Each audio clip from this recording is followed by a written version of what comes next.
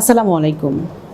হিমোরয়েডস বা পাইলস, যেটাকে মানুষজন অর্শরোগ নামে চেনেন, এটি সিরিয়াস সমস্যা হলেও লজ্জার কারণে বেশিরভাগ মানুষই এটিকে হাইড করতে পছন্দ করেন এবং কথা বলতে অস্বস্তি বোধ করেন।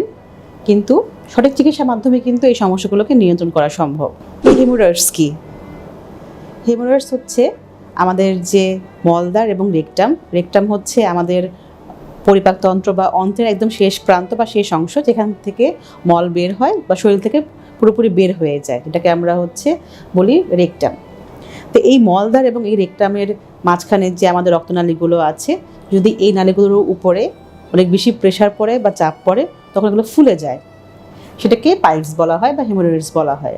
সহজ ভাষায় বললে, মলদ্বারের যে রক্তনালীগুলো আছে এগুলো যদি চাপের কারণে ফুলে যায়, সেটাকে আমরা পাইলস বা হেমোরয়েডস বলে থাকি। এই হেমোরয়েডস সাধারণত দুই ধরনের হয়ে থাকে: ইন্টারনাল হেমোরয়েডস এবং এক্সটার্নাল হেমোরয়েডস। ইন্টারনাল হেমোরয়েডস যেটা হয় যে এই রক্তনালীগুলো ভিতরের দিকে ফুলে থাকে, ব্যথা কম থাকে, তবে ফ্রেশ ব্লাড যেতে পারে। আর এক্সটার্নাল হেমোরয়েডে যেটা হয় যে মলদ্বারের বাইরের দিকে ফুলে যায়, অনেক বেশি ব্যথা হয়, তারপরে চুলকানি হয় এবং অনেক বেশি ব্লিডিং হয়, এর সঙ্গে সিভিয়ার পেইন হতে পারে। এখন এই যে আমাদের হেমোরয়েডস হচ্ছে বা যে পাইলসের সমস্যা হচ্ছে, এগুলোর কারণ কি? অনেকগুলো কারণ থাকতে পারে এবং মনে রাখবেন যে এই হেমোরয়েডসের সমস্যা কিন্তু ছেলে মেয়ে উভয়ই হতে পারে এবং এটাকে বলা হয় অনেকটা লাইফস্টাইল ডিজিজ। প্রথম কারণটা হচ্ছে কোষ্ঠকাঠিন্য বা কনস্টিপেশন। যদি আপনার মল শক্ত থাকে বা অনেক বেশি শক্ত থাকে, অনেকদিন যাবৎ আপনার শক্ত মল থাকে, এই কঠিন মলকে বের করার জন্য অনেক বেশি প্রেশার দিতে হয় মল ত্যাগের সময়, এবং এই প্রেশারের কারণে যে রেকটাল ভেইনগুলো আছে, রক্তনালীগুলো আছে, এগুলো ফুলে যায় এবং তখন ব্যথা হয়, ব্লিডিং হয়। আরেকটি অন্যতম কারণ হচ্ছে দীর্ঘ সময় বাথরুমে বসে থাকা। আজকাল অনেকেই আছেন যে বাথরুমে অনেক লম্বা সময় পার করেন। এবং আরেকটা বিষয় হচ্ছে, এখন ম্যাক্সিমাম বাসায় লো কমোড না দিয়ে হাই কমোড দেওয়া হয় এবং হাই কমোডে বসাটা তুলনামূলক আরামদায়ক, এবং দেখা গেছে যে যে সময়টা প্রয়োজন মলত্যাগের জন্য, তার চেয়ে বেশি সময় কিন্তু আমরা বাথরুমে বসে থাকি। এই যে লম্বা সময় বসে থাকি, তখন কিন্তু আমাদের যে রেকটাল ভেইন বা আমাদের যে রেকটাল এরিয়াটা আছে, মলদ্বারের উপরে কিন্তু প্রেশার পড়ে। এই প্রেশার পড়ার কারণে রক্তনালীগুলো ফুলে যায় এবং ব্যথা হতে পারে, ব্লিডিং হতে পারে। এবং আরেকটা বদভ্যাস আছে আমাদের এখনকার দিনে, যে মোবাইল চালানো। লম্বা সময় বসে বসে মোবাইল দেখে ওয়াশরুমে বসে। দেখা গেছে যে 10 মিনিটের জায়গায় 15 মিনিট, 20 মিনিট, আধা ঘন্টা পর্যন্ত সে বসেই আছে। তখন কি হয় যে এই আপনার যে পেলভিক এরিয়া, এই পেলভিক এরিয়াতে কিন্তু চাপ পড়ে।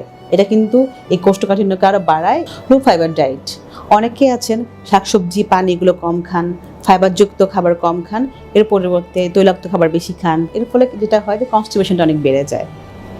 আর কারণ হচ্ছে প্রেগনেন্সিতে যেহেতু বাচ্চার ওয়েটটা আমাকে বহন করতে হয়, এই কারণে পেলভিক এরিয়াতে চাপ বেড়ে যায় বা ওজন বেড়ে যায়, যে কারণে প্রেগনেন্ট ওমেনরা এই পাইলসের সমস্যায় ভুগতে পারেন। এছাড়া অনেকে আছে যে অনেক বেশি ওজন বেড়ে যায়। ওজন বেড়ে যাওয়ার কারণে পেলভিক এরিয়া বা মলদ্বারের উপর একটা চাপ পড়ে, যে কারণে কিন্তু এই পাইলসের সমস্যা হতে পারে। এছাড়া অনেকেই আছেন যে লম্বা সময় দাঁড়িয়ে বা বসে কাজ করেন, সেটা বাসায় হতে পারে, অফিসে হতে পারে। এই লম্বা সময় দাঁড়িয়ে বা বসে কাজ করার জন্য কিন্তু পাইলসের বা হেমোরয়েডের সমস্যা হতে পারে।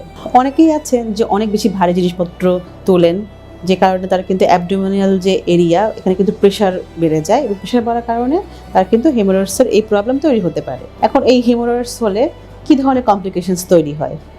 প্রথমত রেকটাল ব্লিডিং হয়, অর্থাৎ একদম ফ্রেশ ব্লাড যায়, এবং এই ব্লাডের কারণে অনেক সময় শরীর দুর্বল লাগতে পারে বা উইক লাগতে পারে।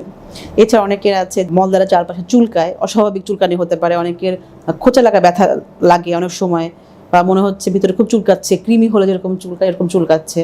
এছাড়া ওখানে ফুলে যায় বা লাম্প হয়, অনেক সময় মলদ্বারের ভেতরে হয়, অনেক সময় মলদ্বারের বাইরে হয়।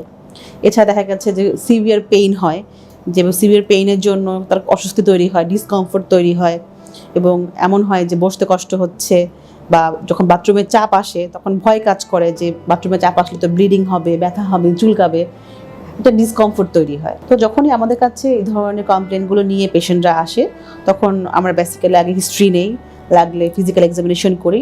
অনেক সময় কোলোনোস্কোপি বা প্রোক্টোস্কোপি রাখতে পারে, কারণ শুধু রেকটাল ব্লিডিং হলে যেটা পাইলস বা হেমোরয়েড, এটা কিন্তু বলার সুযোগ নেই। অন্যান্য রোগের কারণে, অনেক রোগের কারণে কিন্তু আপনার রেকটাল ব্লিডিং হতে পারে। এখন আপনার হেমোরয়েডসের প্রবলেম আছে, আপনার ব্লিডিং হয়, ব্যথা হয়, আপনার লাম্প আছে, কিন্তু আপনি ট্রিটমেন্ট করছেন না, তাহলে কি হতে পারে?